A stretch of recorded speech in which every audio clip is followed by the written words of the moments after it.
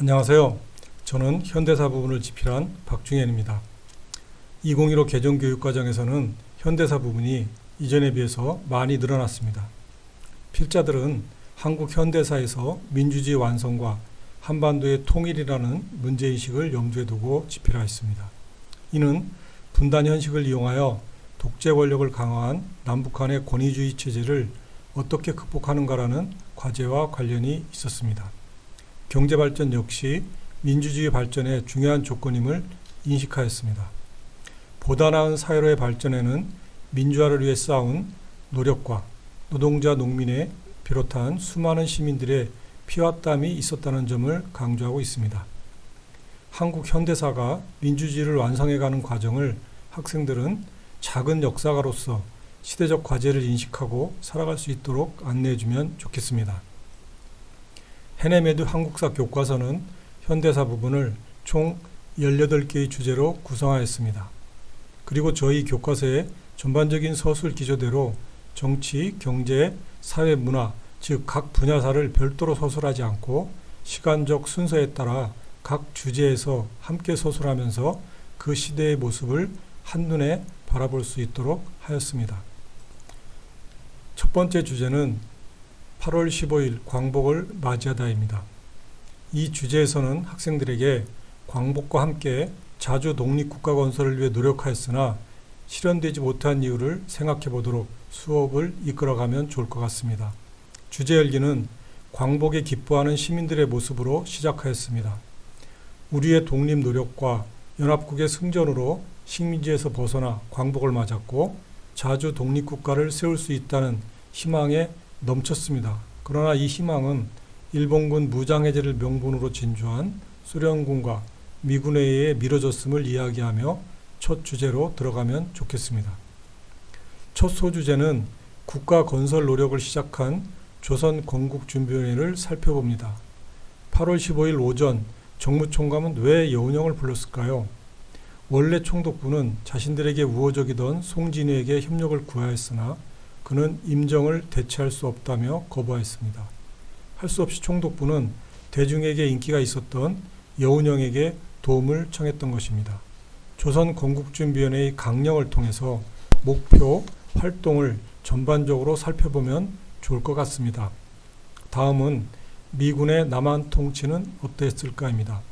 미군은 한반도 남단의 통치를 위해 오키나와에서 주둔하고 있던 군대를 파견했습니다.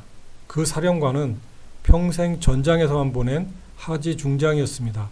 미군은 일본에서는 내각을 인정하는 형태의 간접 통치를 하였지만 한국에서는 직접 통치를 하면서 총독부 체제를 유지하였습니다. 조선 총독부 건물에 일장기가 내려오고 미국 국기인 성조기가 올라가는 사진이 이를 잘 보여주고 있습니다. 왜 그랬을까요? 하지가 받은 명령은 한국에서 현 상태를 유지하고 이 상태를 그대로 새로운 정부에 이양하는 것이었습니다. 군인인 하지는 그 목표에만 충실하였고 한국민의 상황이나 의사는 크게 고려 대상이 아니었던 것입니다. 총독부 체제를 그대로 유지한다는 것은 한국민의 분노를 유발시킬 수밖에 없었습니다. 이와 함께 경제적 혼란도 가중되었습니다. 또한 경찰의 부정부패도 계속되었습니다. 이는 결국 대구 10월 항쟁으로 대표되는 저항으로 이어졌음을 이해하도록 하면 좋겠습니다. 다음은 새 국가를 건설하려는 노력은 어떻게 전개되었을까입니다. 당시 새 국가를 건설하려는 다양한 세력 중 가장 중요한 것은 임시정부였습니다. 그러나 미군정은 이를 정부로 인정하지 않았습니다. 한민당은 초기에는 임정을 지지하면서 자신들의 기득권을 유지하고자 했습니다. 그러나 점차 미군정과 긴밀한 관계를 유지하면서 임정과는 거리를 두고 자신들의 세력화를 꾀하였습니다. 이러한 과정에서 사회주의자들 역시 세력을 키웠습니다. 다음은 소련은 북한을 어떻게 통치하였을까입니다. 소련군 역시 한반도의 통치의 준비가 부족하였습니다. 따라서 처음에는 북한 지역에 있던 인민위원회를 인정하면서 조만식 등의 민족주의 세력과도 일정한 관계를 유지하였다는 점을 인식시키면 좋겠습니다.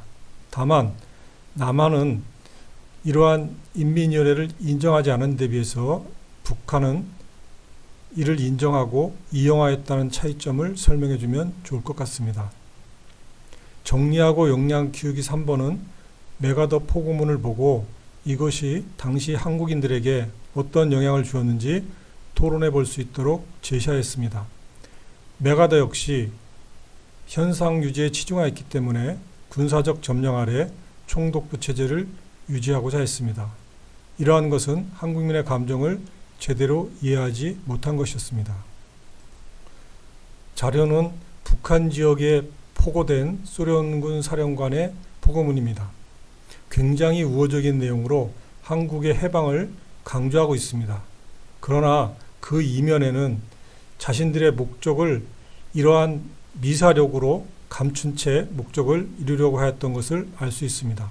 즉, 방법의 차이만 있었을 뿐 미군이나 소련군이나 목적은 같았음을 알 수 있도록 학생들에게 정리해 주시면 좋을 것 같습니다.